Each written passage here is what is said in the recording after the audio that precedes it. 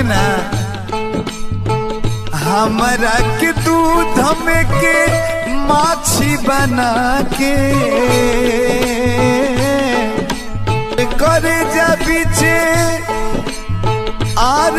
चुपे आगी बारी के